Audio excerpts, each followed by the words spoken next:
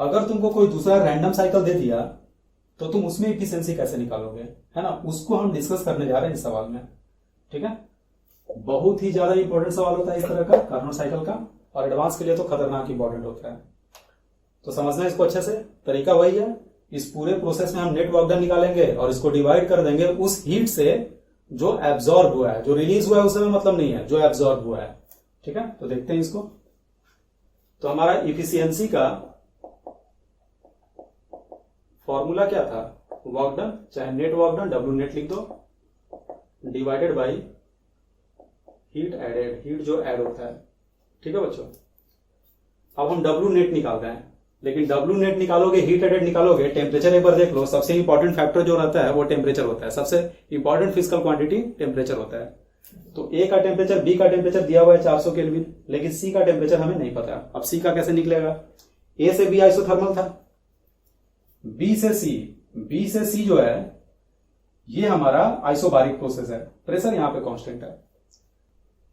एक बात बताओ, ए से बी, ध्यान से देखो, तो ए से बी में वॉल्यूम हमारा डबल हो गया है। ए पे वॉल्यूम था वी नॉट और बी पे वॉल्यूम हो गया है ये 2 वी नॉट, और टेम्परेचर यहां कांस्टेंट है। तो अगर टेम्परेचर कांस्टेंट है तो प्रेशर वॉल्यूम के इनवर्सली प्रोपोर्शनल होगा, और अगर वॉल्यूम डबल हो गया है तो प्रेशर पक्के से आधा हो गया होगा। तो हम ये कमेंट कर सकते हैं कि अगर ए पॉइंट पे वॉल्यूम हमारा पी नॉट के बराबर था, सपोज करो, तो बी पॉइंट पे वॉल्यूम जो है वो पी नॉट बाई 2 के बराबर होगा, ऐसा हम कमेंट कर सकते हैं। अब देखो, तो एडियाबेटिक प्रोसेस सी ए में, सी से ए में तुमको प्रेशर तो आ गया, क्योंकि एडियाबेटिक प्रोसेस है। एडियाबेटिक प्रोसेस में जो इक्वेशन लगता था वहां हम रेशियो पे काम करते थे, तो इन दोनों का रेशियो तो मिल गया। पी नॉट नहीं भी पता उससे कोई फर्क नहीं पड़ता, रेशियो तो मिल गया हमें। तो सी पॉइंट का प्रेशर आपको पता है, ए पॉइंट का प्रेशर पता है, और ए पॉइंट जो है उसका टेम्परेचर ही पता है 400 केल्विन। तो अगर हम सीए प्रोसेस की बात करें तो सीए प्रोसेस में हम लिख सकते हैं PT gamma by 1 minus gamma is equal to constant. Adiabatic में कुछ नहीं दिया हुआ है तो रिवर्सिबल लेकर चलेंगे। अब ये फॉर्मूला लिख दिया तो इसको और क्या तुम लिखोगे, P2 का पावर गामा बटा 1 minus gamma is equal to P1 T1 का power gamma by 1 minus gamma, ये फॉर्मूला। अब देखिए, 1 मान लो हमारा पॉइंट सी है और 2 जो है वो पॉइंट ए है। तो 2 हमें पता है, ये 2 पता है, टेम्परेचर में हमें 2 पता है, और 1 हमें निकालना है, T1 निकालना है। तो एक काम कर रहे हैं, जो पावर है इसको प्रेशर पे शिफ्ट कर दो। तो कैसे शिफ्ट करोगे, इस पूरे में जो पावर है उसके रेसिप्रोकल से मल्टीप्लाई कर दो, तो क्या रिजल्ट आ जाएगा, ये हो जाएगा P2 का power 1 minus gamma by gamma into T2 is equal to P1 का power 1 minus gamma by gamma into T1 हो जाएगा। हो गया है। तो T1 बराबर क्या आएगा, T1 बराबर हो जाएगा P2 बाई P1 का power 1 minus gamma by gamma into T2 हो जाएगा। सही है बच्चों। हमने किया क्या था, सी पॉइंट का टेम्परेचर हमें चाहिए था, और सी को हमने माना था पॉइंट नंबर 1 और ए को माना था हमने पॉइंट नंबर 2। बस वैल्यू पुट करते जाओ। तो P2 क्या हुआ, 2 ये पॉइंट है और इसका प्रेशर कितना है, P0 है। ऊपर में रख दिया हमने P0 और नीचे में रखेंगे हम P0 बाई 2, तो ये सॉल्व होकर आ जाएगा 2। 1 minus gamma by gamma, 1 minus gamma कितना है, गामा दे रखा है 1.5, वैल्यू पुट कर दो 1.5 डिवाइडेड बाई 1.5 इंटू T2 कितना है, T2 है 400 केल्विन के बराबर। इसको सॉल्व करोगे, 1 में से 1.5 गया तो यह आ जाएगा माइनस 0.5 और नीचे है 1.5, तो नीचे 3 बार में कट जाएगा, तो ये रिजल्ट आ जाएगा 400 इंटू 2 का पावर माइनस 1/3। 400 इंटू 2 का पावर माइनस 1/3 जो है उसका वैल्यू है 0.8 के बराबर। लिख दो यहाँ पे 0.8, जब इसको तुम मल्टीप्लाई करोगे तो ये आ जाएगा 320 केल्विन। ठीक है, तो 320 केल्विन कहाँ का टेम्परेचर हो गया, ये सी का टेम्परेचर हो गया। कहने का मतलब ए का टेम्परेचर आ चुका है 400 केल्विन, बी का टेम्परेचर भी है 400 केल्विन, और ये जो सी है इसका टेम्परेचर आ गया है 320 केल्विन। ठीक है बच्चों, इतना वो नोट कर लो, उसके बाद हम आगे बताते हैं। अब देखो, तीनों पॉइंट का टेम्परेचर तो निकल गया। अब लिख रहे हैं डब्ल्यू नेट बराबर, तो डब्ल्यू नेट बराबर हो जाएगा WAB plus WBC plus WCA। WAB work done AB का, तो AB क्या था, आइसोथर्मल। आइसोथर्मल वर्क डन क्या होता है, minus nRT ln V2 by V1। लिख दो माइनस nRT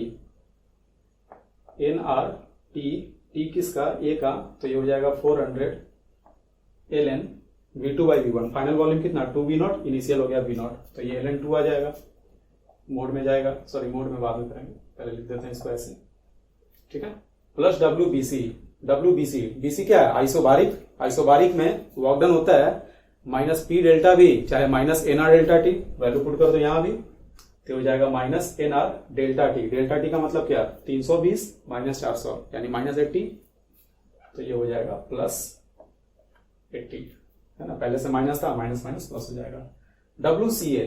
CA हो गया एडियाबेटिक, एडियाबेटिक में वर्क डन डेल्टा U के बराबर, क्योंकि Q0 है और डेल्टा U होता है N CBM delta T, value put कर दो, प्लस N CBM क्या होगा, तो गामा कितना दिया हुआ है 1.5, अगर गामा 1.5 दिया हुआ है तो CBM क्या होगा, CBM होता क्या है, CBM बराबर होता है R बटा गामा माइनस 1, तो ये R बाई 1.5 माइनस 1 आ जाएगा 0.5, यानी कि ये 2R के बराबर आ जाएगा, वैल्यू पुट कर दो N into 2R into delta T, तो डेल्टा T क्या होगा 400 माइनस 320, यानी ये हो जाएगा 80 केल्विन, तो ये हमारा W नेट आ गया, वर्क डन नेट आ गया इसमें। अब क्या करें, हीट एब्जॉर्ब हमको निकालना है, तो एक बात बताओ, A से B में क्या हो रहा है, A से B में एक्सपेंशन हो रहा है और डेल्टा U 0 है क्योंकि आइसोथर्मल है, अगर डेल्टा U 0 है तो Q बराबर माइनस W होगा, और एक्सपेंशन की वजह से वर्क डन का साइन नेगेटिव है, वर्क डन का साइन नेगेटिव है तो Q का साइन पॉजिटिव होगा, यानी AB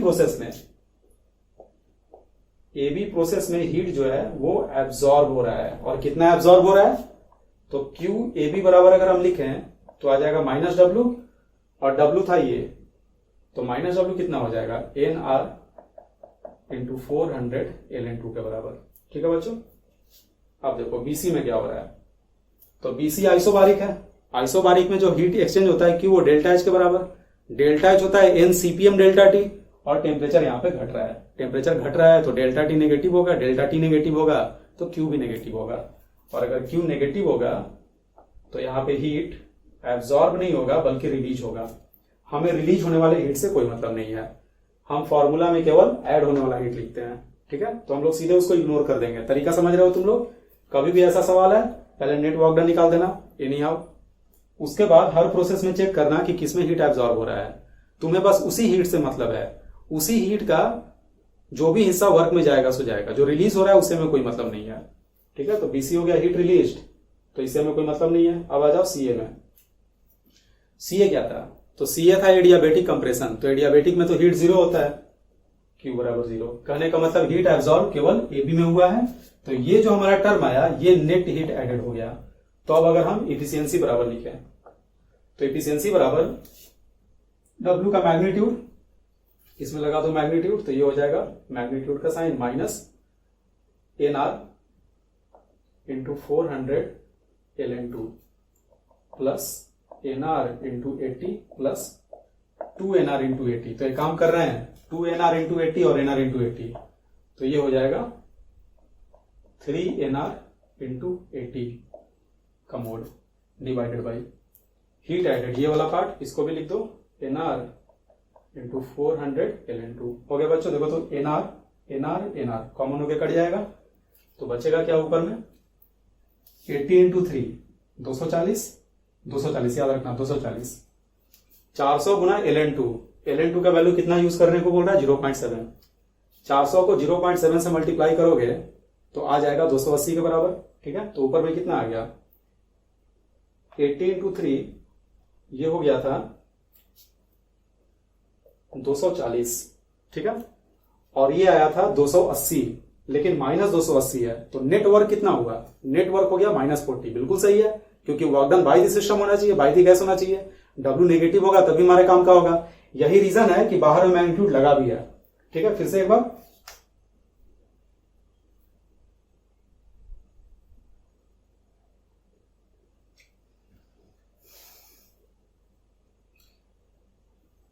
NR से NR कैंसिल हो गया, 400 गुना ln2 यानी क्या गया 400 गुना 0.7, इट मीन की 280 आ गया माइनस 280, 80 गुना 3, ठीक है, ये हो गया 240, अगर इसको सॉल्व करोगे तो आ जाएगा -40 का मोड, यानी सीधे लिख दो 40 डिवाइडेड बाई NR तो कट गया, और 400 को मल्टीप्लाई कर दिया 0.7 से, तो ये कितना आ जाएगा, फिर से आ जाएगा 400 इंटू 0.7 280 आ जाएगा, यानी 4/2 28 1/7 आ गया।